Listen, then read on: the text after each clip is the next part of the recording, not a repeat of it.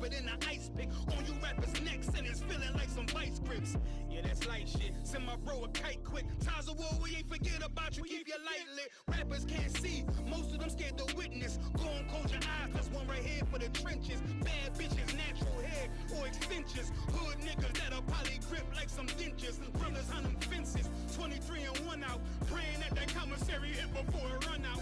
Bitches on the gram, dog filter with their tongue out. Couldn't stay home because they found the dugout. Closed casket, burner in the low jacket. My co-captain, riding on these whole rappers. My hoes fabulous.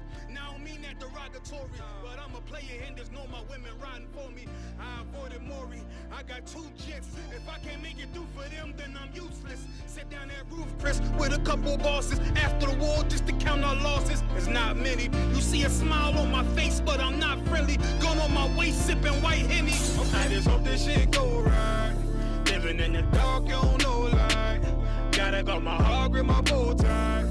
Waiting on the storm in my whole life. I just hope this shit go right. Living in the dark, you don't know light. Gotta got my heart, grip my bow tie. Living in the storm in my whole life. My whole life. It's so melodic. When I be dropping this ebonics, this ghetto phonics, they got me on the level supersonic. My bomb atomic, and you know where you can find me. Somewhere probably folding this paper origami. My name is pure as the Dasani. My wave is like a tsunami. I went from 0 to 100, feeling like Ricky Bobby. I made a deal with the Reaper. Got a couple wives, they some keepers. Talk a lot of shit, but you can't walk a mile in my sneakers. Bitches go to Miami, come home with change features. Now she got a BBL, her ass fatter. Trying to show up all them niggas that laughed at her. Now when they see her, they only wanna fuck her. They just wanna touch her, they don't wanna cuff her. They just wanna come and kick it with her like a punter. Turned her to a runner, now it's all aboard the train.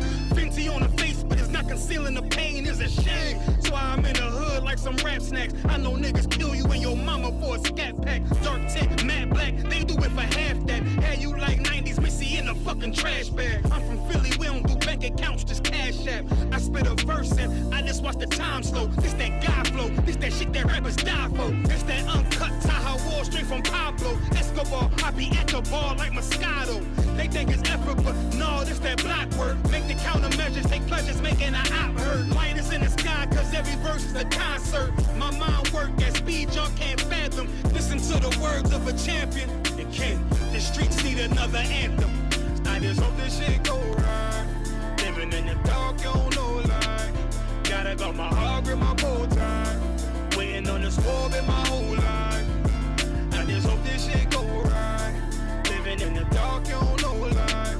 Gotta got my heart, grip my bow tie. Living in the storm in my whole life. My whole life.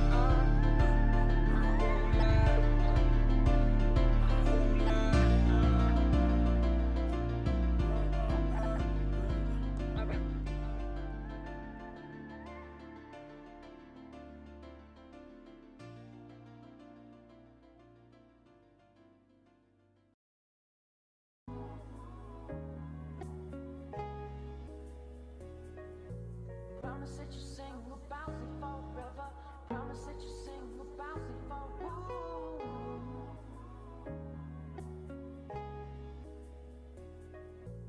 Promise that you sing about it forever. All right, Shalom Israel. Welcome to another installment of Practical Knowledge. We are the ISUPK. Start out at 1 West 125th Street, Harlem, New York, under Commanding General Yohana. We got a special guest in the building. We got Priest and Captain Soccer War. How you doing today, Captain? Hey, shalom. Yo, shout out to all the brothers, your house, Shema, shout out all the sisters. Priest and Captain 10,000 Soccer War joining y'all live from Memphis, Tennessee. Want to say the water to Officer of 1,000 Thabawan, man, for bringing me on here to run through this installment of Universal Practical Knowledge. We got a very important, very detailed and thorough breakdown for y'all today concerning the fall of Jerusalem.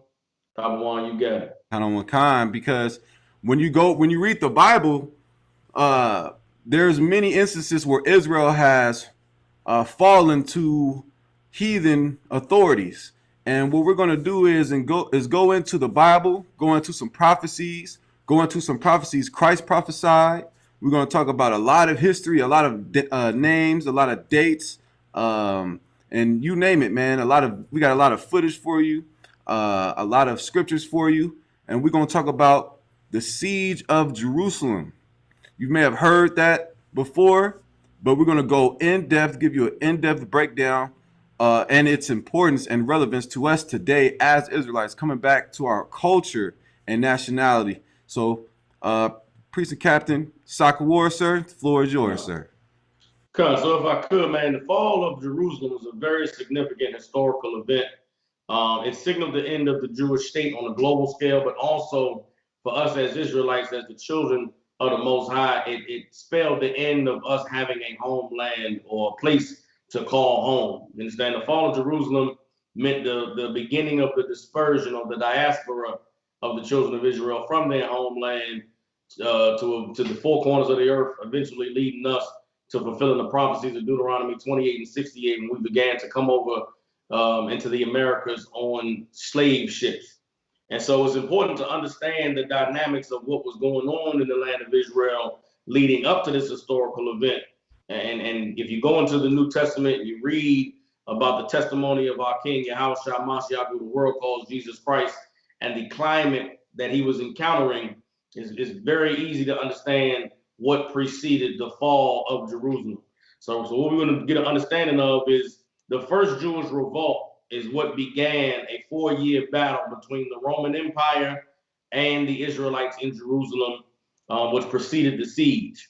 Now, if we go to Acts chapter 5, verse 34, again, the New Testament will show you the power struggle dynamic which was taking place in the land of Israel, during the time of Christ. What we're going to read here in Acts is that there was a lot of disdain amongst the Israelites concerning the Roman oppression, concerning the way that the Romans were ruling over us. They were having us levying heavy taxes on us. You understand? There was a culture push to wipe out us identifying as Israelites and to bring us into more of the Roman culture, worshiping Roman gods. And while the center of power, which were the Pharisees at the time, where they were complacent being in power over the children of Israel under the Romans, the majority of the Israelites who were being oppressed wanted to revolt and rise up. So let me get Acts chapter 5, verse 34. Thabawan, you got it. Hold on, Wakan, sir. So we had Acts chapter 5, verse 34. Then stood there up one in the council, a Pharisee named Gamaliel, a doctor of the law, had in reputation among all the people, and commanded to put the apostles forth a little space. And he said unto them, Ye men of Israel, take heed to yourselves, that ye intend to do as touching these men. For before these days rose up Theudas, boasting himself to be somebody, to whom a number of men, about 400, joined themselves, who was slain, and all, as many as obeyed him, were scattered and brought to naught. After this man rose up Judas of Galilee in the days of the taxing, and drew away much people after him. He also perished, and all, even as many as obeyed him, were dispersed. And now I say unto you, refrain from these men, and let them alone. For if this counsel or this work be of men, it will come to naught. So you see there, this brother Gamaliel, who was a Pharisee, at the time when Christ's disciples were rising up and going out and teaching and were gathering people under them, the Pharisees felt threatened by these brothers because they were impending on their territory. You understand? Impeding on their territory, drawing people to them, and they wanted to destroy the disciples. They wanted to break these brothers down and put them in their place. And this man rose up and said, "Listen, man, don't y'all remember we just had this cat that rose up and led 400 men? He died, all his followers went away. Then this cat Theudas rose up, and this cat Judas of Galilee rose up, man. He was making noise, had a whole mob following him, trying to overthrow us, trying to be against the Romans. He died and everybody disappeared." Well, listen, these cats, they man that died already. This is after the death of Christ. Their leader done died, man. Leave these men alone, man. If their work be of the Most High, ain't nothing we can do. But if they're not of the Most High, man, it's going to come to naught. But this goes to show you that Christ was not the first man to gather people unto him against the Pharisees and Sadducees. He was not the first man to gather men unto him against the Romans. Why were there so many brothers and sisters who were gathering together against the Pharisees, gathering together against the Romans, because they were Israelites who weren't cool with being oppressed. They were Israelites who felt like we should be ruling in our homeland. We should have our own culture. We should keep our identity. Why the hell should we be trying to be like these other people? I don't want to celebrate no goddamn Saturnalia. You understand? We want to keep the Passover. I don't want to put on no goofy, funny Roman toga. I want to wear my Israelite garment with my fringes and rock the Thabawan. Right. But the Pharisees were in control and they were not having it. You understand? So the struggle for power in Israel is what kept us divided up until the days that Israelites gathered together and revolted against the Romans. And that's what began the first Jewish revolt. Now, if I can get John chapter 11, verse 47. Okay. You understand? It'll go to show you at what lengths the Pharisees were willing to go to in order to maintain their power. And it goes to show you the mindset of the men who were ruling in Israel during that time. So for brothers and sisters who may not know the history, during the time of Christ and afterwards, there were three main factions that held power in Israel. You had the Sadducees, the Pharisees, and they were the men who were the descendants of the brothers who rose up during the Maccabean revolt, during the times of the Greeks.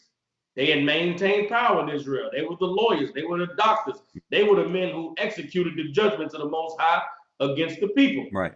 But then you had another group who was rising up called the Essenes. And they had different views concerning life and death and the resurrection and things like that. But after the death of Christ and the time preceding the first Jewish revolt, there was a new group that rose up on the scene, and they were known as the Zealots. And these brothers,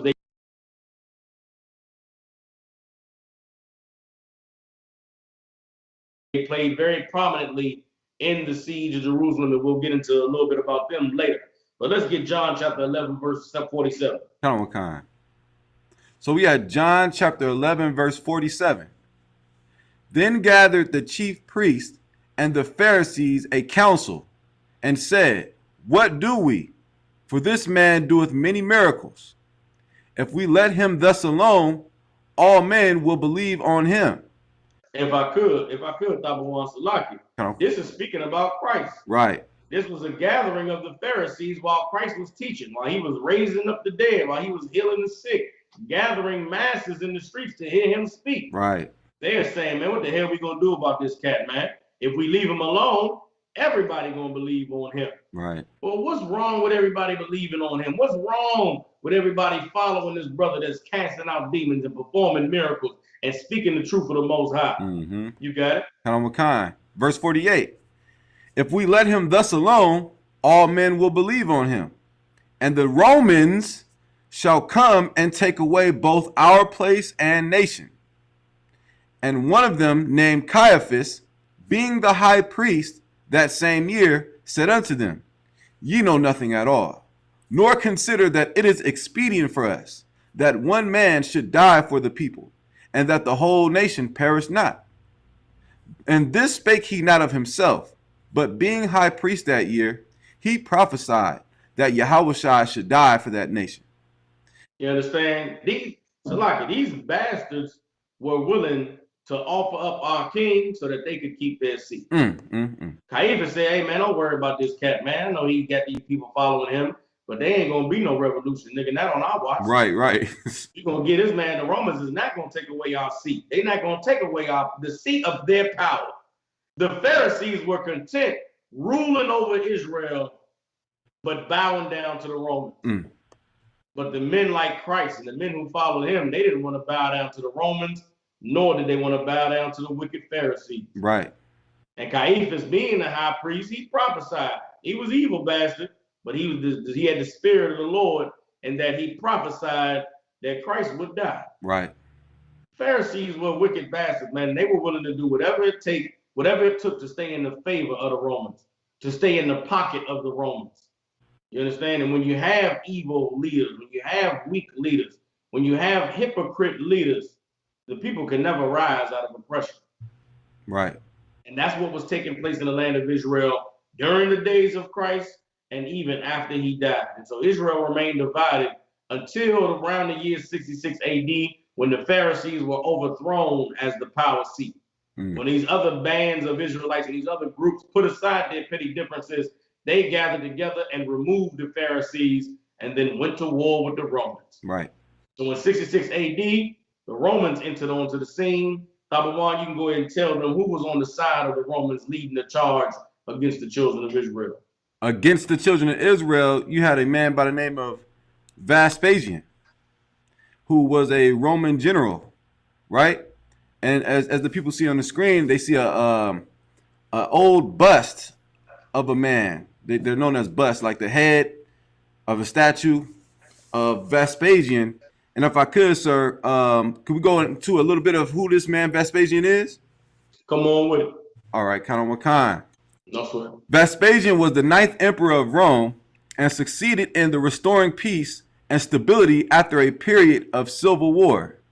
He founded the Flavian dynasty of emperors. Titus Flavius Vespasianus, known as Vespasian, was born in 9 AD, northwest of Rome.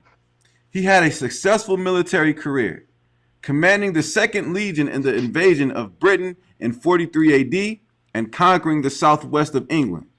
He later rose in the Senate to become consul in 51 AD and governor of Africa a decade later. He became a trusted aide of the Emperor Nero and was put in charge of the suppression of the Jewish revolt from 66 AD to 70 AD. And by 68 AD, most of Judea was recovered, although Jerusalem remained to be taken. If I may, sir, so Come on with it. what we learning right here about this man by the name of Vespasian is that he is one with military wit. You understand what I'm saying? Like in the history, when he approached the walls of Jerusalem, or the where we were located, right? He came with 60,000 Roman soldiers. You get what I'm saying? He came with 60,000 Roman soldiers. These were soldiers who were disciplined, unlike the undisciplined soldiers that Titus came with 3 or 4 years later. Titus came with mercenaries, if you will. But the men under Vespasian, because of Vespasian's reputation and his military wit, if you will, he came with soldiers who were disciplined, soldiers who followed orders, soldiers who were ready to lead or be commanded at the lead of this man by the name of Vespasian, who later became emperor over Rome. But if I may, sir, would you like me to continue reading on Vespasian? If I could, I think you've covered everything about Vespasian that we need to know. This is a cat that was, like you said, very experienced militarily, had a lot of respect in the Roman hierarchy, right, because of his successful campaigns in Britain and Africa and these different places. And he was the general that was dispatched by Nero in the year 68 to come against the children of Israel. You understand? Now Vespasian had a son named Titus. Titus was his son who operated under him in the command of the military. And so Titus is the one who eventually overcame the children of Israel and got credit for the victory, even though the campaign was begun by his father Vespasian. You want to give a little bit of history about Vespasian? About Titus? A lot. Kind of what kind. So who is Titus? Right, as you see on the screen, you see another bust of a man by the name of Titus. And we'll read a little bit about Titus and get a little bit of background of who this man is in history. Right? It says, Titus was the 10th emperor of Rome. His short reign was notable for the eruption of Vesuvius in 79 AD and the opening of the Colosseum in 80 AD. Titus Flavius Vespasianus, was born in Rome on December 30th, 39 AD, the elder son of the future emperor Vespasian. He was brought up in the court of Emperor Claudius as a companion to the emperor's son Britannicus. Titus enjoyed a successful military career and in 67 AD went with his father to suppress the Jewish revolt. I'm emphasizing that for a reason. In 69 AD, Vespasian returned to Rome to assert his claim for the imperial throne, leaving Titus to continue the campaign. In 70 AD, Jerusalem was sacked, the Jewish temple was destroyed, and much of the population killed and dispersed. When Titus returned to Rome, Vespasian groomed him for the succession, sharing his powers with him to an unprecedented degree. Titus succeeded his father in 79 AD and continued his policies. He enjoyed excellent relations with the Senate and was popular with the people for the lavish games he put on. The Colosseum was opened in 80 AD. Right, that's pretty much to give you a better and clearer idea of who Vespasian is and who Titus is, who they were, the time period that they lived, if you will, sir. For sure. And the conquering of the children of Israel and the sacking of Jerusalem was a prominent event in both of the lives of these men, and it added to their lore and their illustrious recognition throughout history. You understand? Right. But both of these men were generals in the Roman army during the rulership of a man named Nero. Now, Nero is an emperor who's famous in history because it is said that while Rome burned, Nero played the flute or the fiddle. Right. And what you have to understand about the Emperor Nero is he was a cat that was very much into arts, very much into lavish, clothes and gold and whores and sexy, nasty parties. He was a nasty, freaky bastard when he ruled over the Roman Empire. And him being in power, he had generals who he rose up under him who he could trust to go out and fight battles, fight wars, and squash the rebellions that rose up. And that is why he sent out Vespasian and Titus. Now, I don't know if you had any history on Nero, and if you do, you can read it. But I want to show you all that these men and their rise to power in Rome is something that was biblically prophesied. And It was something that was shown to priests and prophets of the children of Israel years before they came on the scene and years before the fall of Jerusalem. Thabawan, did you have anything on Nero? Absolutely, sir. Kind of Come kind. on with it. So just to go into a little bit about Nero, right? Nero became emperor of the Roman Empire after the death of his adopted father, the Emperor Claudius, in AD 54, the last ruler of what historians call the Julio-Claudian dynasty, right? And it says, excuse me, it says he ruled until he committed suicide in June of 68 AD. Famously known for the apocryphal story that he fiddled while Rome burned in a great fire, Nero has become one of the most infamous men who ever lived. During his rule, he murdered his own mother, Agrippina the Younger, his first wife, Octavia, and allegedly his second wife, Poppaea Sabina. In addition, ancient writers claim that he started the Great Fire of Rome in 64 AD so that he could rebuild the city's center. Yet, despite the numerous charges that have been leveled by ancient writers, there is evidence that Nero enjoyed some level of popular support. He had a passion for music and the arts and an interest that culminated in a public performance he gave in Rome in 65 AD. Also, while he was blamed for starting the fire, he took it upon himself to organize relief efforts, and ancient writers make other allusions to acts of charity that he performed. So that's just a little bit of insight on who Nero was, if you will, sir.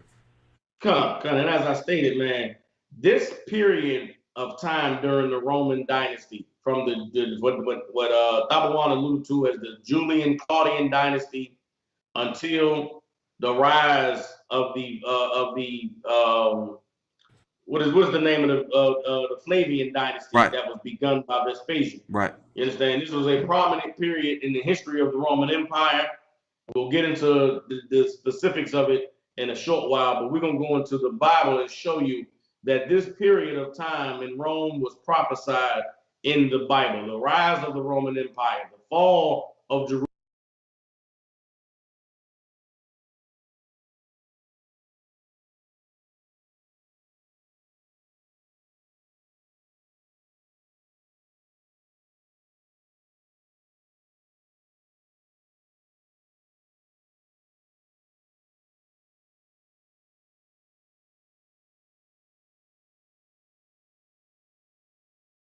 Jerusalem. You understand? Right. The reign of the Roman Empire until it turned into the Roman Catholic Church, and it spread all across the earth, even until today, with the rulership of America and the stranglehold that the Western powers have on the planet was prophesied thousands of years ago. Right. So now we're going to go into the book of 2nd Ezra, the 11th chapter. We're going to show you that the Most High revealed to the prophet Ezra the rise of this empire and specifically these men Right. on the earth. Come on with it, Thabawan. Count on Wakan. Second Ezra 11 and 1.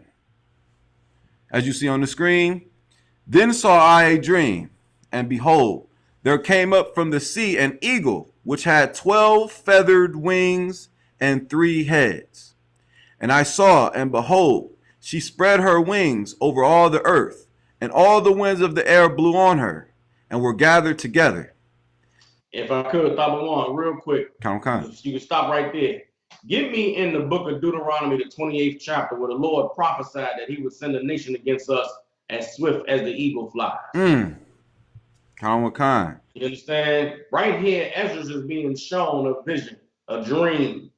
And he sees an eagle rise out of the ocean. And this eagle has 12 feathers, and this eagle has 3 heads. We're going to get into the significance of these 12 feathered wings, Salakia, and 3 heads. We're going to get into the significance of these wings, these feathers, and these heads. But I want to show you that all the way during the days of Moses, the rise of this eagle was prophesied to come against the children of Israel. Right. Thabawan, you got it. Count on Wakan, sir. Deuteronomy 28 and 49. The Lord shall bring a nation against thee from far, from the end of the earth, as swift as the eagle flieth, a nation whose tongue thou shalt not understand. Now let me ask you this, Thabawan. What was the sigil of the Roman Empire? When the Romans went out to war, what did they raise on their banners or raise on a stick that went before the death that came from the Roman army? Like it, sir, they used the eagle. It was an eagle. You understand? Okay. An eagle with 2 heads, I believe, was the sigil of the Roman Empire. This prophecy of this eagle that would come against the children of Israel as swift as the eagle flieth is a prophecy pertaining to the Roman Empire. Right. Now let's go back to 2nd Ezra, the 2nd chapter. We're going to pick up at verse 5 and read on. Count on 2nd Ezra 11 and 5. Moreover, I beheld, and lo, the eagle flew with her feathers, and rained upon the earth, and over them that dwelt therein. Verse 6. And I saw that all things under heaven were subject unto her, and no man spake against her, no, not one creature upon the earth. And I beheld. If I could, so like if I could, this time period that we're discussing during the fall of Jerusalem was a time when the Roman Empire ruled over the known earth. Right. Vespasian was a man that went and fought wars in Britain. Right. Went and fought against the Germans. Then he went and ruled over Africa. Right. Then he came and niggas rose up in the Middle East, and he came down to squash them in the Middle East. The time that was being prophesied to Ezra is the period of time when Nero, Vespasian, and Titus would rule and reign on the earth. Right. Over everyone. You understand? Right. You was gonna say something, Thabawan? Nah, sir. If I could, drop down now. We're gonna go to 2nd Ezra, the 11th chapter. We're gonna go to verse 12. All right. Count on Wakan. 2nd Ezra 11 and 12. Come. Count on Wakan. Verse 12. And I looked, and behold, on the right side there arose one feather and reigned over all the earth. Now, if I could, Ezra is seeing this eagle raise up. And on the right side of this eagle, there's one feather that raises up. And this feather rules over all the earth. Go ahead. Count on Wakan. Verse 13. And so it was that when it rained, the end of it came, and the place thereof appeared no more. So the next following stood up and reigned and had a great time. And it happened that when it rained, the end of it came also, like as the first, so that it appeared no more. Now, if I could, these feathers are rising up and ruling. These feathers represent kings. These feathers represent men with authority and with power that rule over all the earth. Now, this second feather is significant because it was said, so like, I mean that you keep reading. It said that this second one rose up and had a great time, meaning this second feather experienced great power. Read on. Count on kind. Verse 15. Then came there a voice unto it and said, Hear thou that hast borne rule over the earth so long. This I say unto thee, before thou beginnest to appear no more. Verse 17.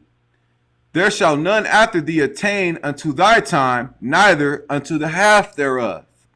If I could, Thabawan, that's very important to remember as we go into the historical significance of this time period that we're discussing in prophecy. Right. It was told to this second feather, you're going to rise up and have a great time. Right. And you're going to be powerful and you're going to have a long reign, and nobody else's reign is going to be as long or as strong as yours. Right. Remember that. When we go to the historical significance of these feathers, remember what was prophesied to the second feather that rose up and ruled over the earth. Keep reading. Count on kind. Verse 18. Then arose the third, and reigned as the other before, and appeared no more also. So went it with all the residue one after another, as that every one reigned, and then appeared no more.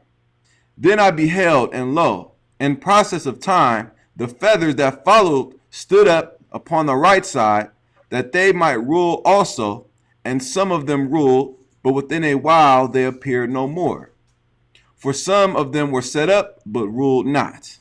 Now, that is also very significant. Right. You have feathers that rose up one after the other and they ruled. But in the process of time, there were some feathers that stood up so that they might rule. Some of them ruled, but within a while they appeared no more, meaning they didn't rule very long at all. Damn near didn't rule anything of significance. Verse 21 said some of them were set up, but ruled not. Some of them they set up to be ruling, but they never actually experienced any power, never actually experienced any significant rulership. Right. Read verse 22. Count on what kind. 2 Esdras 11 and 22. After this I looked, and behold, the 12 feathers appeared no more, nor the 2 little feathers. Now, what is all of this talking about? What does this mean? What is the significance of this prophecy that was given to Esdras? Now, if I could, Thabawan, I'm going to share my screen, all right? Count on what kind. You let me know if this is coming in through clear for the people to be able to see. Boom. You seeing this on the screen? Let me see. Count on what kind. Okay, there is a book that is called The 12 Seasons. Everybody understand? It is in Latin, the title is De Vita Caesarium, about the life of the Caesars. It's commonly known as the 12 Caesars. It is a set of 12 biographies of Julius Caesar and the first 11 emperors of the Roman Empire. Wow. Everybody understands?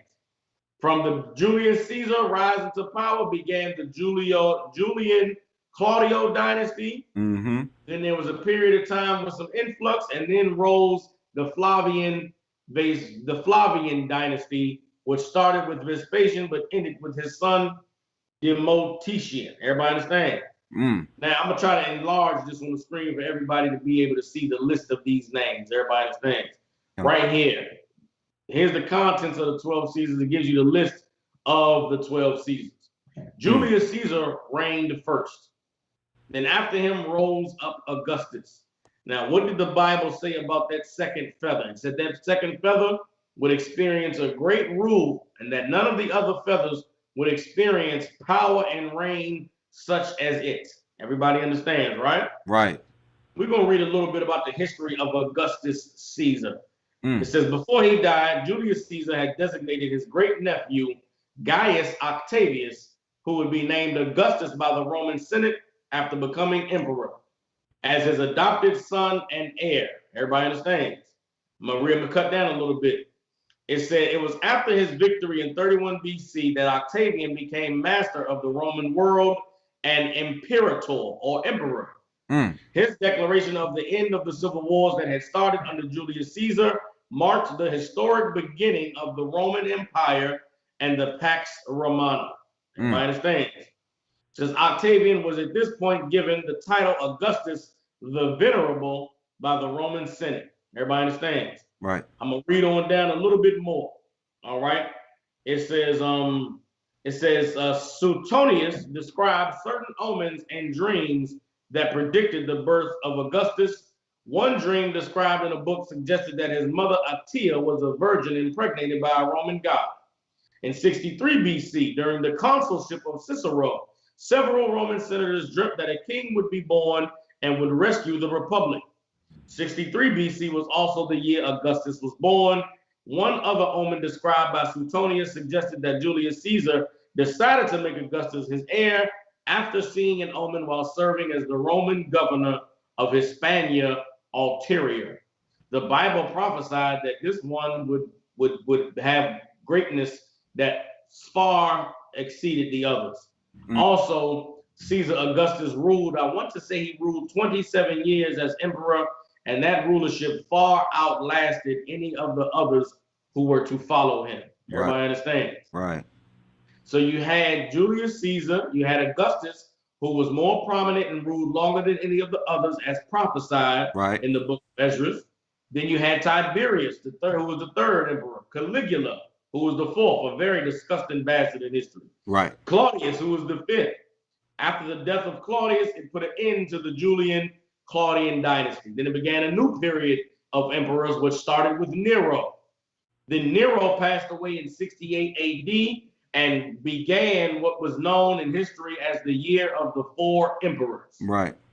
The year of the four emperors was a time in Rome where 4 men was donned emperor within the space of a year, which goes back to the prophecy that we just read in 2nd Ezra, that some of these feathers would be set up, but they would not rule.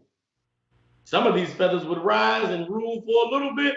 Others wouldn't even rule at all. Good night. Galba, Otho, and Vitellius were 3 men who rose to power and were murdered or died suspiciously before the rise of Vespasian, before the end of the year of 68 AD.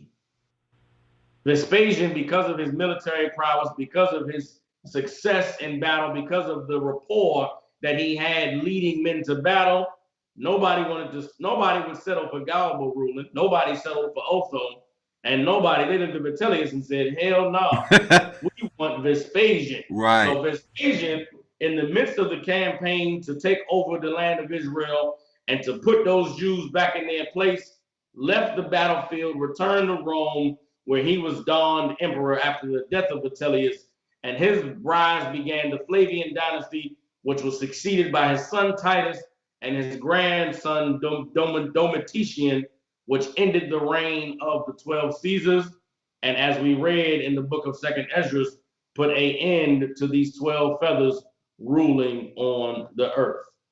That's Thabawan. Kind. People may watch this and say, them niggas is crazy. Well, if I may, sir, that wouldn't be nothing new. You know what I mean? Like, if I could, what you're bringing out is so heavy, because we read in Deuteronomy where it says, a nation, you know what I'm saying, as swift as the eagle flieth. And I put on the screen the symbol or insignia of the Roman Empire, if you will, that it was an eagle. And it just so happens that the breakdown that Esdras is receiving happens to be that of an eagle. You get what I'm saying? The Lord knows what he's doing. The Lord knows exactly what he was telling Esdras. And now when you go to breaking down 12 feathers in that book, as I'm showing on the screen, the 12 Caesars by Matthew Dennison, that breaks down the quote unquote dramatic lives of the emperors of Rome, you see, and their impact on what was known as the known world back then. And even today, the whole idea of a Senate comes from the Roman Empire. You get what I'm saying? So the influence of Rome is alive in American policies and the way America sets up and handles things. That comes from even Republicans and Democrats. Comes from the Roman Empire. I believe you had the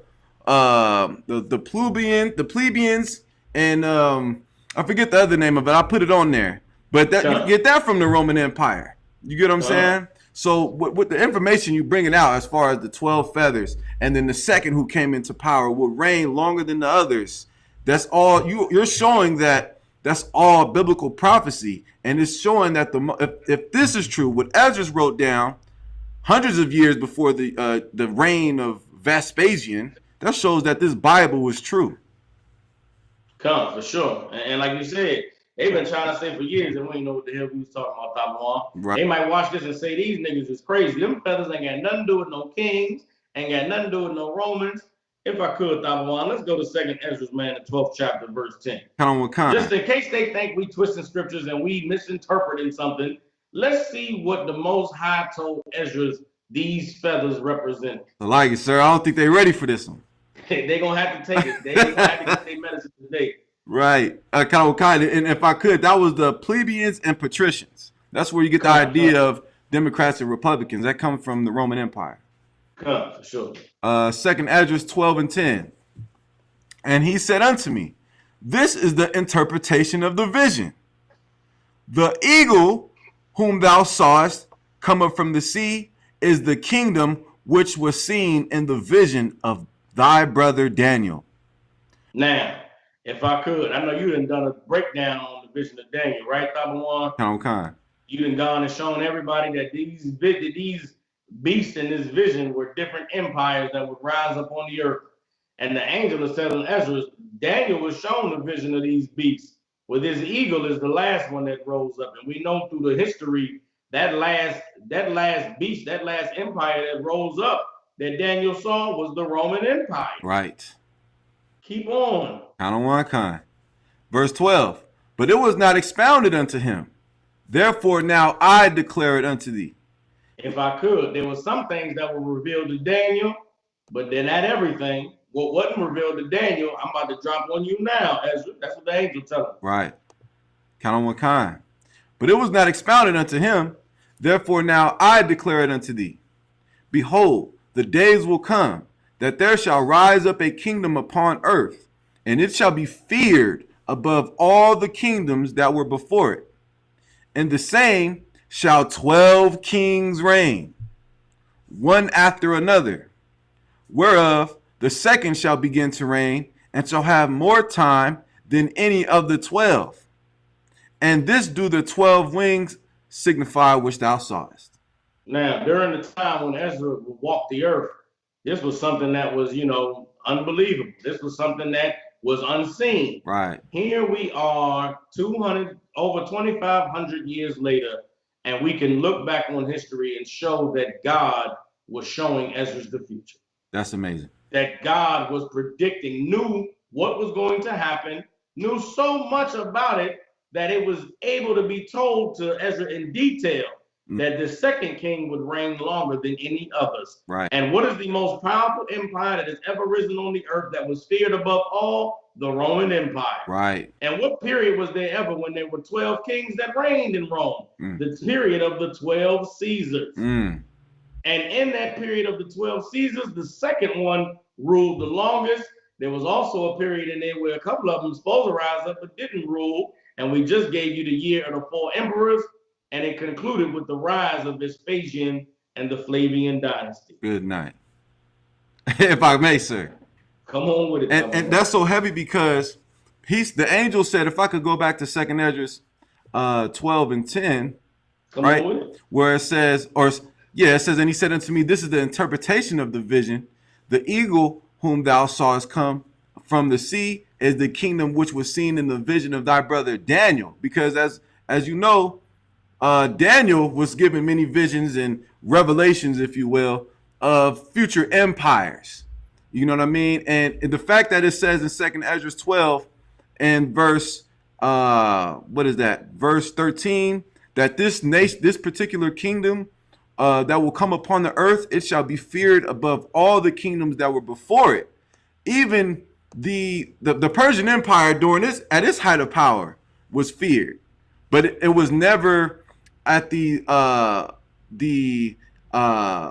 extent of how powerful the Roman Empire was. One thing the Roman Empire was very famous for that exceeded the empires before it was its military might.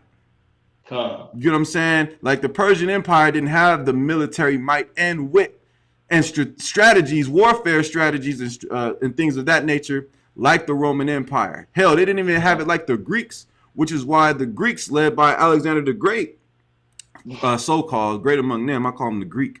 You get what I'm saying? He defeated the Persians in a fast amount of time, in a really fast amount of time.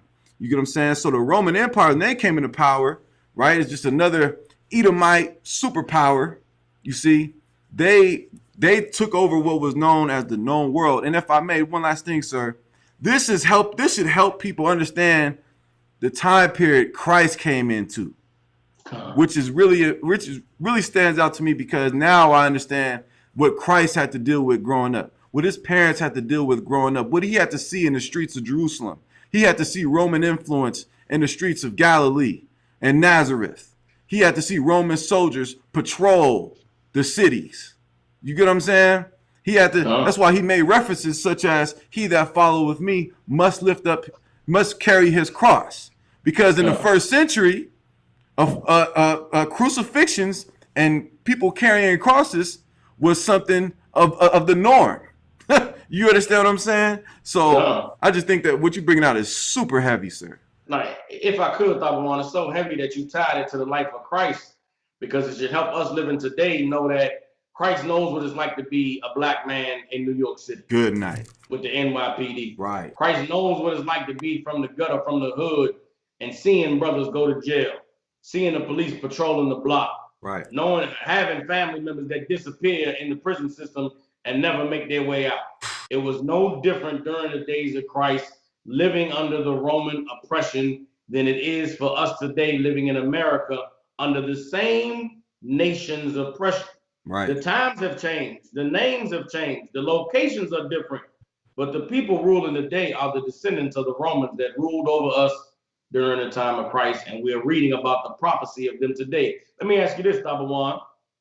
After when Daniel prophesied about a nation that would rise up, would steal, and would be torturous on the earth, were there any empires that followed that one? After the Roman Empire? Come. Not that I can think of. So if this eagle that is being shown to Ezra is the beast that rose up in Daniel, it must mean the Romans are still ruling the earth. Right. That empire hasn't ended. That empire hasn't gone away. Right. As Thabawan alluded to, everything about American culture and American government comes from the Romans. Right.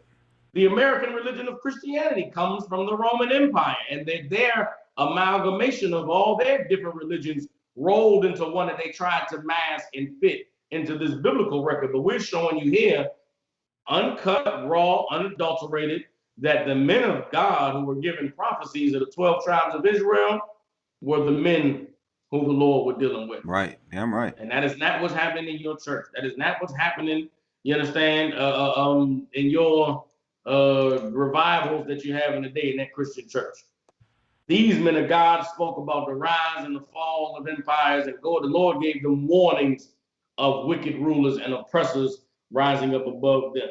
You understand? So if I could, but now we can get to the siege of Jerusalem. We understand that Vespasian rose to power, and he was leading the squash to put down the first Jewish revolt. But in 68 AD, there was the civil war concerning the death of Nero and who would be in power.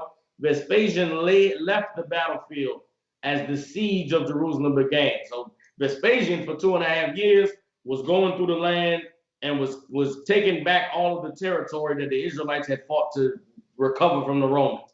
And as they went and they put down the rebellions in all the other areas, they came to the gates of Jerusalem. And that's when Titus took over and took control of putting down this last vestige of Israelite power, this last stronghold of Israelite culture, identity, and homeland. And now we'll get into that a little bit. We're going to go now and get you Luke chapter 29, verse 20. And we're going to show you that the fall of Jerusalem, the siege of Jerusalem, was prophesied by our king, Yahushua, in the days before he left the earth. Good night. Let's go ahead and get that. Kind of one kind. So we at Luke chapter 21, verse 20. It says, "And when ye shall see Jerusalem compassed with armies, then know that the desolation thereof is nigh. Christ said, when you see enemies all around Israel, enemies surrounding us, know that the end of Israel is near. Read on. Count on what kind. Then let them which are in Judea flee to the mountains, and let them which are in the midst of it depart out, and let not them that are in the countries enter thereinto. For these be the days of vengeance, that all things which are written may be fulfilled. But woe unto them that are with child, and to them that give suck in those days. For there shall be great distress in the land, and wrath upon this people. Christ prophesied the Romans coming and putting an end to the Jewish state. Good night. Christ prophesied the siege of Jerusalem and told everybody, when you see the signs of these things, flee, get the hell away, and do not come back. Keep reading. You had some more? Sir. Verse 24, the last verse, it says, and they shall fall by the edge of the sword, and shall be led away captive into all nations. And Jerusalem shall be trodden down of the Gentiles, until the times of the Gentiles be fulfilled. And we are still in the times of the Gentiles. It has not been fulfilled yet. Right. That empire is still ruling and still in power, and we cannot return to our homeland. So now understand, this is important for the people to understand, Thabawan, the fall of Jerusalem, particularly the siege of Jerusalem, was a especially gruesome event. Right. This was a horrible, unimaginably tragic and traumatic. The destruction of a nation is never something that is easy. Right. The putting of an end of a people as they know it is never something that comes without great bloodshed, great destruction, great cruelty. And the siege of Jerusalem was a very cruel and heinous historical event, damn near one of the most heinous, events in history, right. Which is why it's so prominent. Aside from it being important to us, it is prominent because of the cruelty and the savageness that the Romans displayed during that siege and after the end of it in the fallout. If you understand? Come on with it. If I may, sir, before we go into it, I just want to say what you bringing out is absolutely correct, because there was a man by the name of Cornelius Tacitus, or Tacitus amongst some scholars. He is revered as one of the most greatest Roman historians. He, like, when you want to learn about Roman history, you go to his records and what he wrote down, because he was a first century historian during the time of the Roman Empire. And what he said in regards to the siege of Jerusalem, led by Titus, the son of Vespasian, he said that even Titus wasn't as proud of the siege of Jerusalem as most people thought, even though he was a devil. But Titus, he said out of his own mouth that this had to be a judgment from the God of this people, because of the amount of bloodshed, the amount of death in the zone. He said that this had to be a pending judgment. People could look this up, a pending judgment from this God of Israel. You understand what I'm saying? And that just goes to show, because they have monuments, if I may, sir, in declaration and honor of what's known as the siege of Jerusalem in the Ark of Titus. You get what I'm saying? It's known as the Ark of Titus in Rome today, and it's basically a commemoration to what happened during the siege of Jerusalem, how they took our menorah, they took our lampstand, they took our showbread, they took our holy vessels, they took all of our riches. And actually, sir, they also took after they burned the temple, after the temple was burned and everything, our holy place and stuff like that, they used a lot of the resources that they took from our place in Israel, and the temple and the menorah and the gold in our land, and they used that to finance what's known as today the Roman Colosseum. You get what I'm saying? Which still stands today. And if I could, Thabawan, it just goes to show you that since the inception of this Roman Empire, they have been building off of the blood and the bones of the 12 tribes of Israel. Right. Great wealth has been amassed over our birthright for thousands of years on this earth. Right.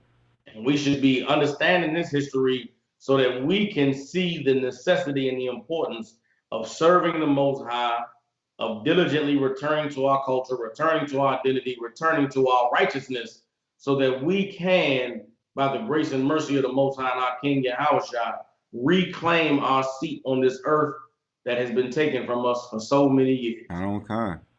Now, if I could, I want to get into a little bit of the understanding the resistance forces that were at work when this siege began. I think it's important that brothers and sisters learn some of these names and know some of these brothers who stood stiffly and bravely, though foolishly, against the tower of Roman power that rained down on them during the siege of Jerusalem.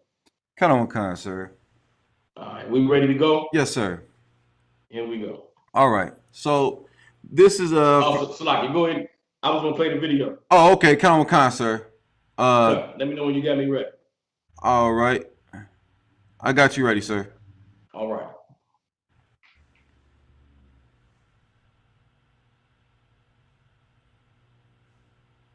It's like I said, I don't think they can hear it.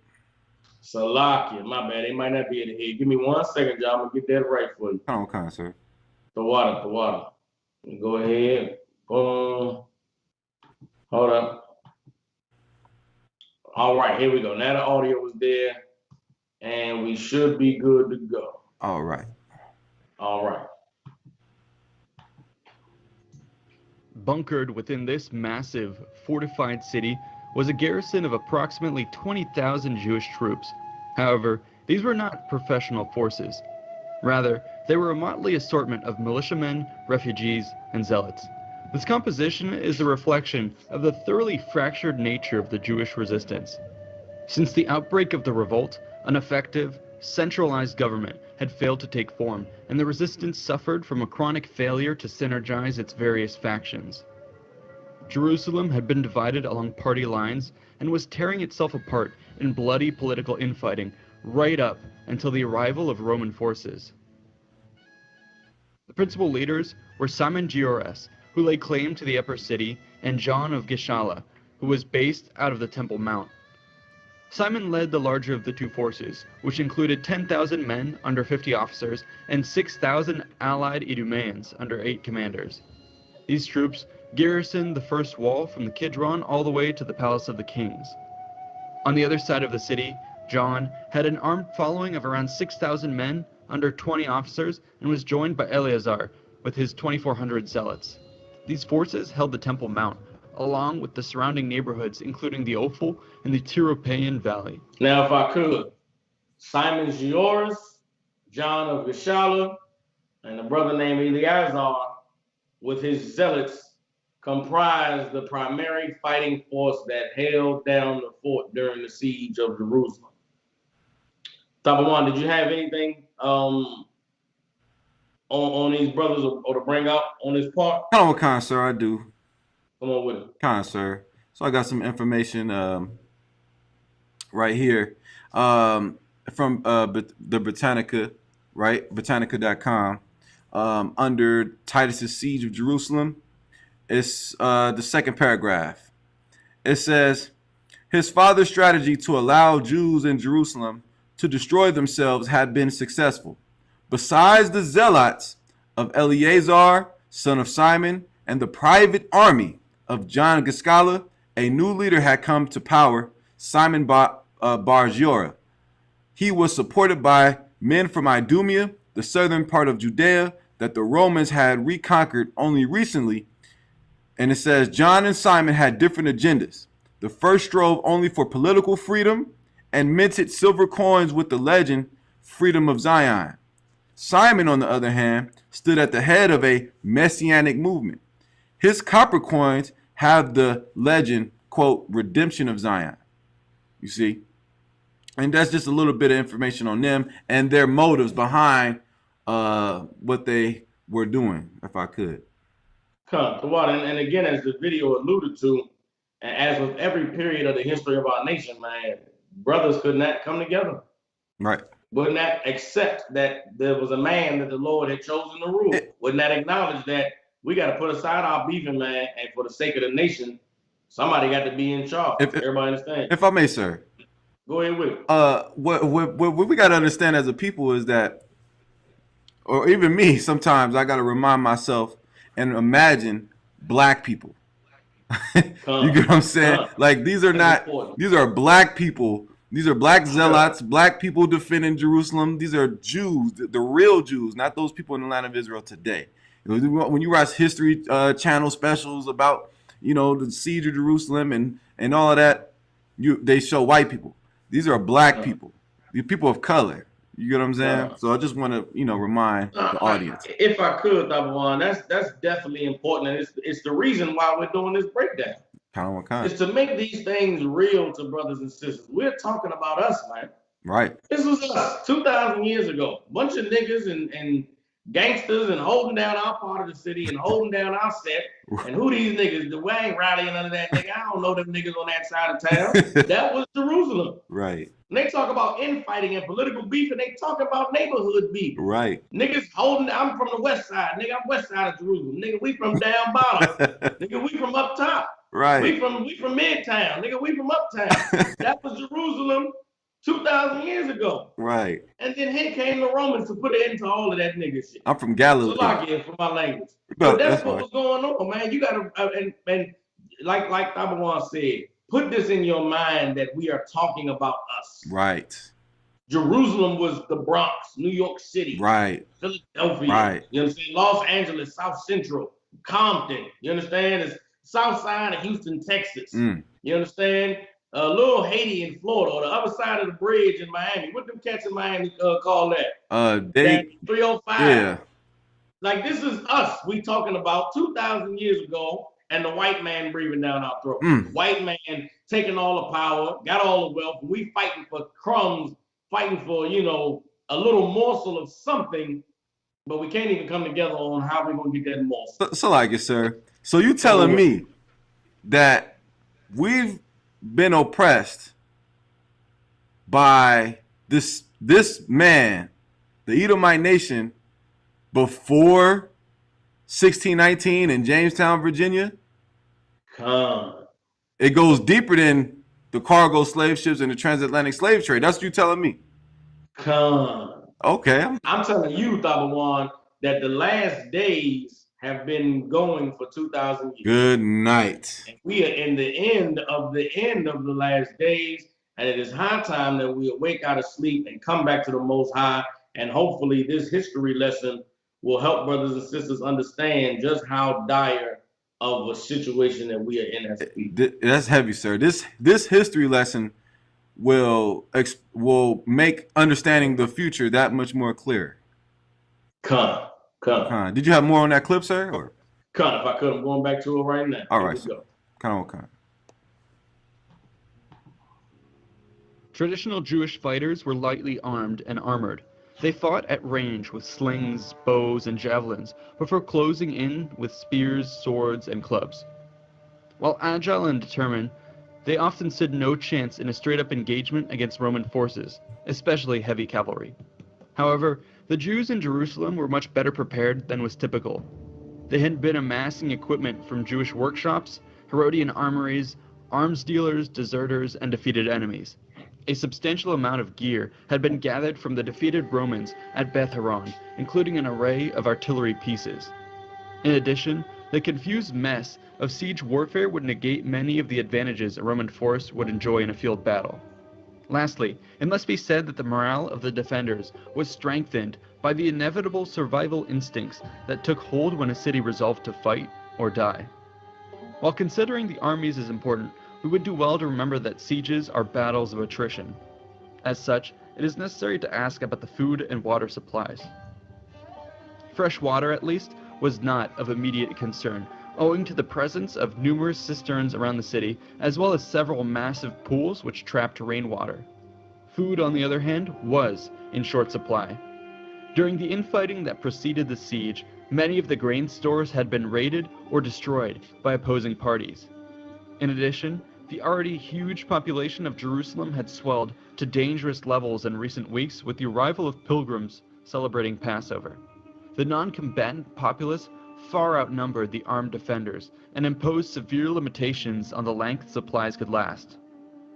Once the Romans closed in on Jerusalem, the countdown began. If I could, Thabawan. So again, what this video just displayed to us was the makeup of the fighting force that was in Israel during the time of the siege, but also pointed out that in their, disgusting, wicked, tactical ways, the Right. Romans led this siege on Jerusalem 3 days before the Passover in the year 78 or 69 AD. And brothers and sisters know that the Passover is the family reunion of all Israelites everywhere. So what you had during the time of this siege was a population that far outstretched the resources that Israel was used to maintaining. Imagine, this is why this siege is so important, is because it occurred during a time when all of Israel was coming home. Right. When all of Israel was in the land. In the Bible, during the time of Christ, there were so many people in Jerusalem for the Passover that Mary and Joseph couldn't even find a place for Christ to give birth. Couldn't find nowhere to stay. Wasn't no hotels, wasn't no inns. Right. Because that's how packed the city was. Well, those were the conditions that Israel were in during the time of the siege. Come on, Thabawan. Good night. Is some more on the video? Nah, that's it on the video. If I could, if you want to bring in your source, you know what I'm saying, for the account and the witness of what occurred during the siege. Sir, if I may, if I could show one more prophecy of Christ. Come on with it. It's in Luke 23 and 28. On the way to him being crucified, Christ, the daughters were weeping after him, the women and things of that nature, right? It says, but Yahushua turning unto them and said, daughters of Jerusalem, weep not for me, but weep for yourselves and for your children. For behold, the days are coming in which they shall say, blessed are the barren, and the wombs that never bare, and the paps which never gave suck. Then shall they begin to say to the mountains, fall on us, and to the hills, cover us. Just showing that Christ was prophesied of the Romans sieging Jerusalem. And he prophesied that during those days, men would cry out and beg for the mountains to cover them because that's how badly they wanted to die. You understand? And during this siege, what we're about to get into with this witness and these scriptures we're going to go into, like I said, it was a very bloody, tragic, horrible event to imagine, but to experience nonetheless. Come on with it, Thabawan. So if I may, as we go into a first-hand account of how horrific the siege of Jerusalem was, I just wanted to give a little insight on who's giving that information, if I could, sir. Yeah, come on with it. So it's a man, most people are familiar with, a man by the name of Flavius Josephus, which he got his name Flavius from the Flavian, being under Flavius, the Flavian dynasty, and Vespasian being an interpreter for Vespasian and his son Titus, right? So I just want to talk about a little bit about this man, give a little bit of insight on him. And it says, Titus Flavius Josephus was a first century Romano, quote unquote, Jewish historian who was born in Jerusalem, then part of Roman Judea, to a father of a priestly descent and a mother who claimed royal ancestry.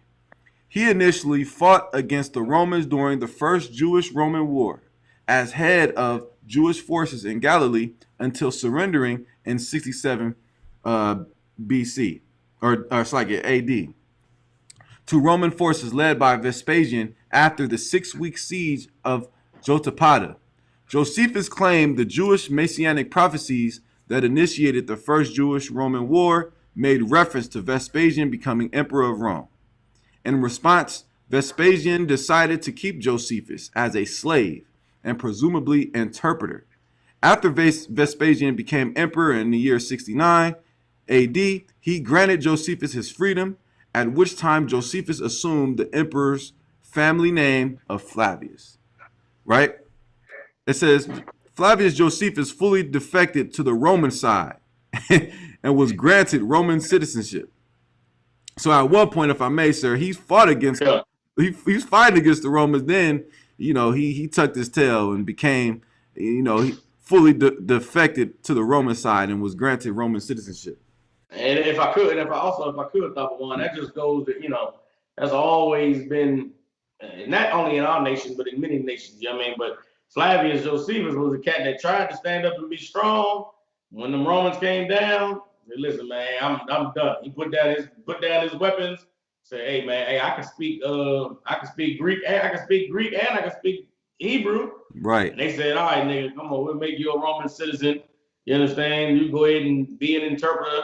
And that's what put Josephus in a position to be able to give these firsthand accounts that he wrote in his histories that he comprised during his days in the Roman Empire.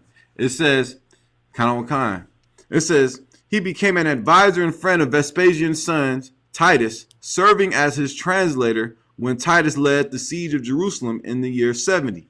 Since the siege proved ineffective at stopping the Jewish revolt, the city's destruction, and the looting and destruction of Herod's temple, otherwise known as the Second Temple, soon followed.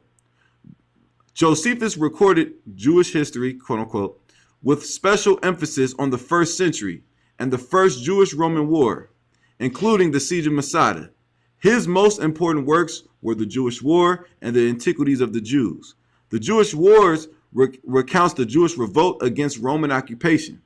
Antiquities of the Jews recounts the history of the world from a Hebrew perspective for an ostensibly Greek and Roman audience. These works provide, here's the key, valuable insight into the 1st century of being Israelite and the background of early Christianity, although not specifically mentioned by Josephus. Josephus' works are the chief source next to the Bible for the history and antiquity of ancient Palestine and provide a significant and independent extra-biblical account of such figures as Pontius Pilate, Herod the Great, John the Baptist, and Yahushua of Nazareth. Now, the reason, if I could, sir, I wanted to bring out the background of this man is to show that the majority of his works are credible.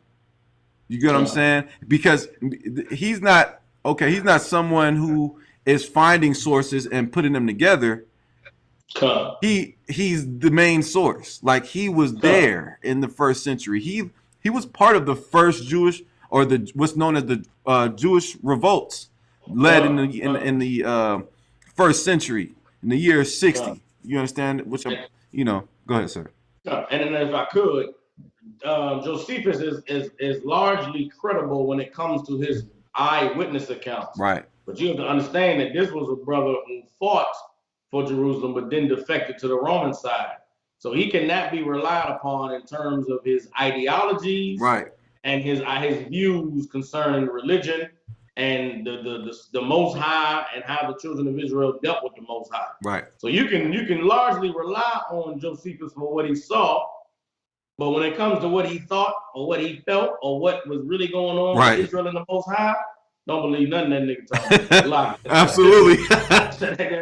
And it's also, again, important to know that Josephus was a brother. He an Israelite. Right. You understand? And he a cat that was trying to make the Romans proud. Right. He could not big up Israel. He could not talk about how gloriful it was to serve the Lord and to be the Lord's people, because he lived during the time where there wasn't no more Lord's people, nigga. It was Romans. Right. Kind of what kind. So I got right. A lot of us have the works of Josephus. You understand what I'm saying?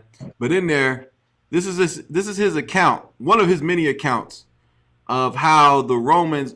It's actually entitled "Josephus Describes the Roman Sack of Jerusalem." Right? Come on with me. So this is him.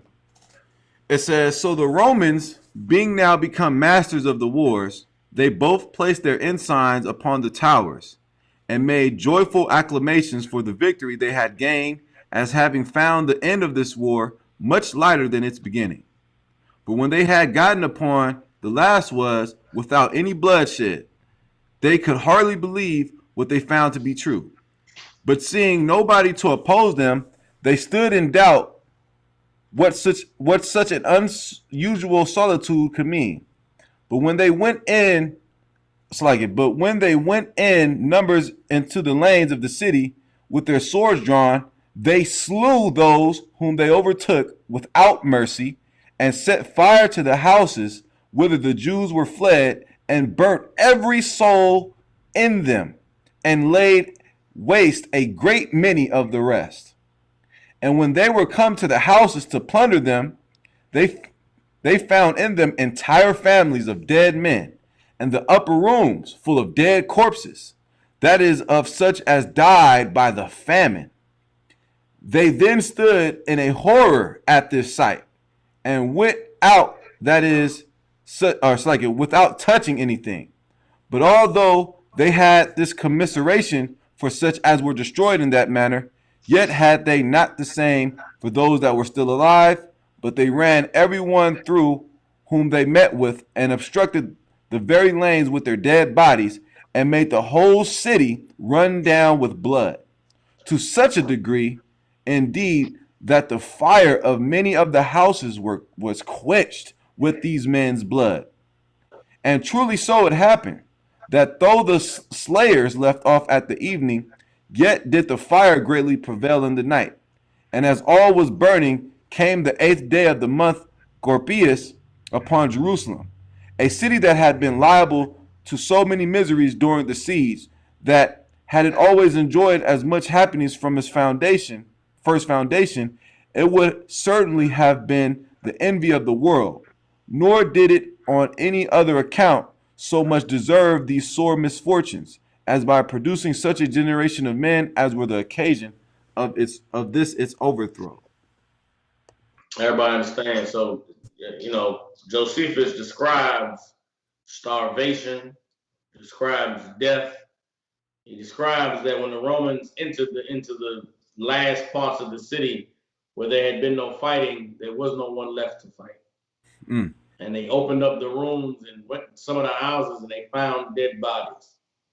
People who had died of starvation, died of a lack of resources, died of giving up on any hope that the Lord was with them any longer.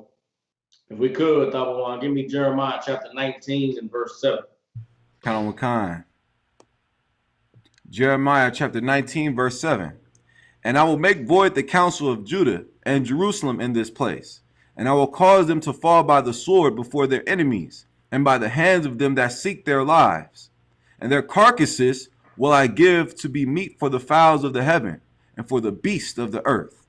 And I will make this city desolate, and in hissing, everyone that passeth thereby shall be astonished at and hiss because of all the plagues thereof. And I will cause them to eat the flesh of their sons and the flesh of their daughters, and they shall eat every one the flesh of his friend in the siege and straitness, wherewith their enemies and they that seek their lives shall straiten them. The Lord prophesied to us the great evil that would befall us if we didn't serve him. Right. He prophesied the great evil that would befall us if we did not keep his covenant. He prophesied the starving and the eating of children and the dying at the sword and the blood running in the street and the fire on the houses that would befall us if we did not obey him. And this prophecy came to its fulfillment in the days of the siege of Jerusalem. Right. It's the siege of Jerusalem was such a horrific event that even the conquerors wrote about it in sad terms. Right. Even the conquerors in their memory said, this was messed up, man. This was some horrible evil that befell these people here. And that is the other side of being the people of the Lord. On the right-hand side, it's glory, it's power, it's rulership, it's the giving of the law. And the King Yahushua is going to come back and reign, and the daughters of Zion, and the kings and the priests, and the mighty army, and the mighty men and rulers. The breastplate of righteousness, the breastplate, you understand, and the sacrificing of the lambs. On the left-hand side, it's starving in the siege and the straitness. Being overcome by your enemies, living under the foot of those who seek to take your life.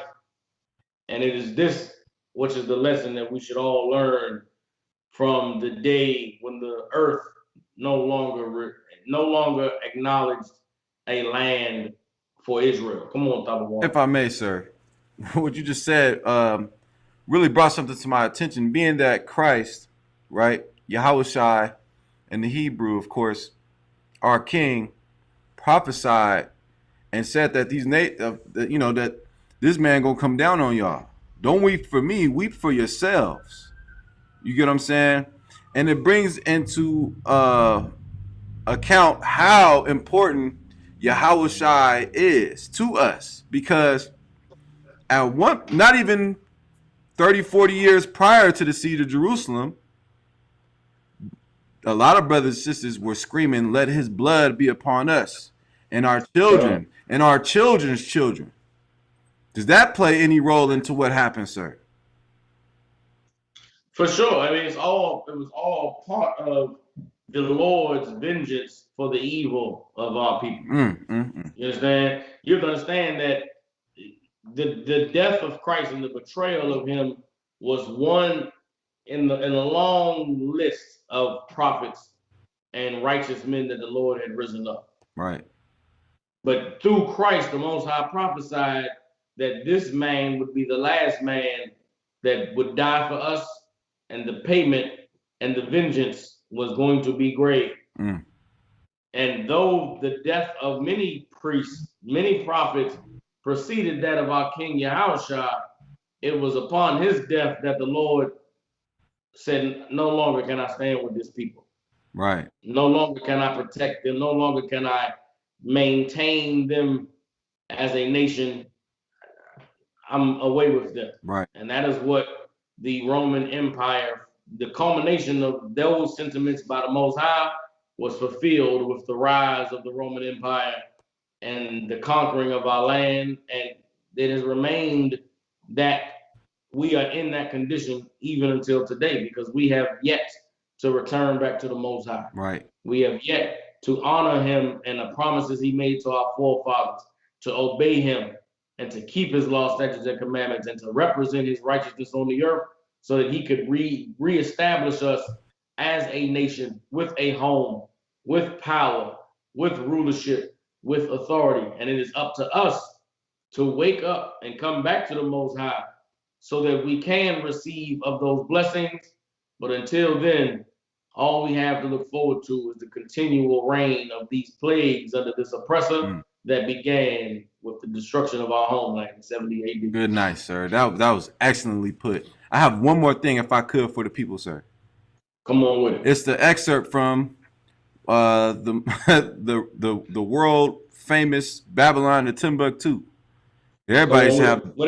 If I could, before we get to Babylon and Timbuktu, we want to discuss the fallout, right? Okay, kind of. So before we can get to the quote from Babylon and Timbuktu, I'm gonna go back to that video and just gonna give you a little bit of the culminating narrative when the Jerusalem actually fell to the hands of Titus and his men. If I could, let me go ahead and pull it up right here, and then we're gonna get to Babylon and Timbuktu. And then we got a closing excerpt from this video, and we'll be wrapping it up. All right. Let me go ahead. Boom. Boom. Here we go. While others resorted to crawling through sewers or even attempted to tunnel their way out of the city. In the end, both Simon and John were captured alive. They, along with 700 other young men, would be sent to Rome to be put on full display for the eventual triumph of Titus. All remaining males of the age of 17 and above were shackled and sentenced to death, either in the mines of Egypt or in the gladiatorial arenas around the empire. The women and children were taken to the slave markets. All told, we have no accurate figures for how many lives were extinguished or enslaved as a result of the sacking of Jerusalem. Josephus would have us believe that over 1.1 million were killed, while Tacitus offers a more plausible 600,000.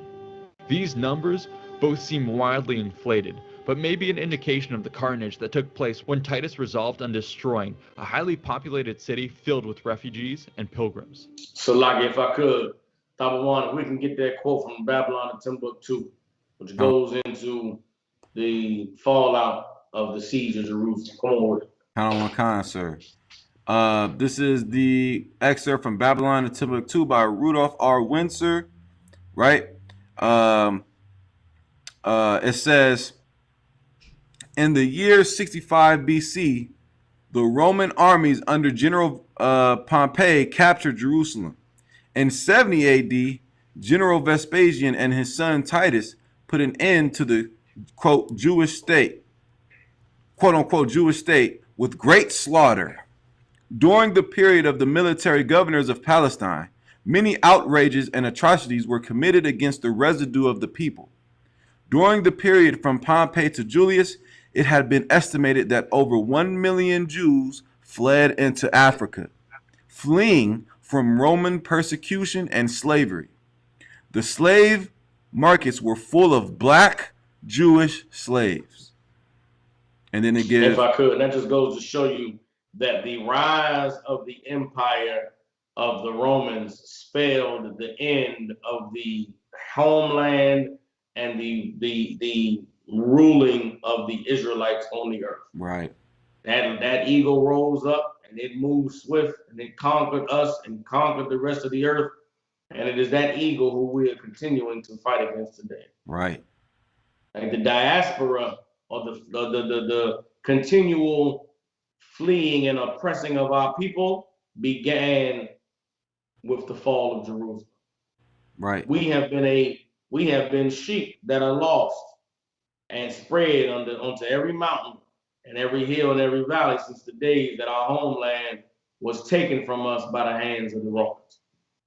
Kind sir, and if I could, we attribute this history to modern day Caucasians, if you will. We attribute this history like that they went through this. No, we went through this. We went through the siege of Jerusalem. We went and had to deal with Antiochus Epiphanes IV. We had to deal with them, the seven brothers in the book of Maccabees. That was us. So when we read, exactly, Khan. So when we read these books, when we read these records, reading it is one thing, but knowing the time period, knowing the emperors of certain time periods, knowing what a Caesar is, knowing what the Roman Empire was capable of and their influence and how they had influence on the Pharisees and how the Pharisees were threatened by men prior to Yahushua. That's why when it came to Yahushua, they was like, we can't have this. Putting that all into it, it really brings it that much more alive when reading about the Bible, reading about the life of Christ during the time of Acts. The Roman Empire didn't just vanish from one book to the next. Like the Roman Empire was still in power. You get what I'm saying? The Pharisees still had influence in the city. You understand? And what Captain Soccer War did was shed light on the history and the importance of knowing the history, especially when it comes to our Lord Yahushua and the siege of Jerusalem, which Christ prophesied about. If I could. And if I could, Thabawan, it just goes to showing you the importance of knowing the word of the Most High. Kind of one kind. Because the Bible is a historical and cultural record of the one nation of people and their dealings with God. Mm. But the history of the earth is undoubtedly in this book. Right. We just showed you the prophecy from God of the rising of this empire. Right. Even down to the minute details of the period of their 12 kings, the year of their 4 emperors. Right. You understand? The shifting of their Julian Claudian dynasty into the Flavian dynasty. Right. All of this history is recorded in the Bible. The fall of Jerusalem was prophesied in the Bible. And no one on the earth is equipped or capable of providing you with this understanding and this insight than the priests and prophets of the Most High in Christ under commanding General Yohanan in the Israelite School of Universal Practical Knowledge. Now, if I could, Thabawan, to close out, got a little bit more, just this last play video before we come on with our closing remarks, all right? I'm kind, sir. I'm ready when you are, sir. We have only to look at the modern sieges like Stalingrad to imagine the horrors which befell the numerous non-combatants trapped within the walls. Back in Rome, Emperor Vespasian was busy preparing the stage for the honorable return of his son. The victory at Jerusalem warranted a triumph and would be used as a centerpiece for the legitimization of the Flavian dynasty. When the time came, Titus would parade down the streets of Rome atop a chariot at the head of a procession glorifying the conquests in the east. Soldiers and captives marched down the streets in full regalia alongside floats depicting dramatic scenes from the campaign. Vast amounts of treasure were also on display, including the great seven-branch menorah. The crowning moment of the festivities involved the flaying and ritual strangulation of Simon Gioras, who had served as the overall commander of the Jewish forces during the siege. While the revolt may have been symbolically crushed, Jewish resistance would burn on until the final Roman suppression of Masada in 73 AD. Though this would bring about the conclusion of the first Jewish revolt, there would be several more to follow, each with increasing levels of devastation. Salagi, if I could, Thabawan, Khan. you got it. Khan, sir. You said what? I said you got it. Oh. That was the end of Khan, sir. If I could, like we like to do on this platform known as Practical Knowledge, the whole thing is to show you what we're talking about. That's why you see a lot of the scriptures on the screen. You see a lot of slides, the images, to really embody the time period of what we're discussing. You understand? In today's case, the siege of Jerusalem, key names. We went over Nero briefly.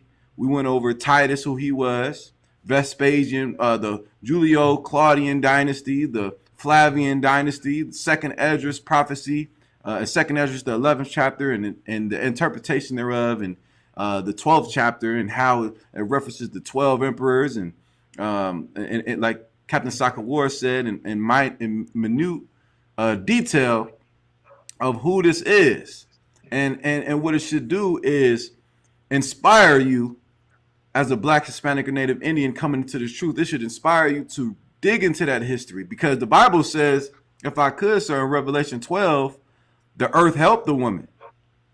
We have these records to aid us in understanding our culture and who we are and our history.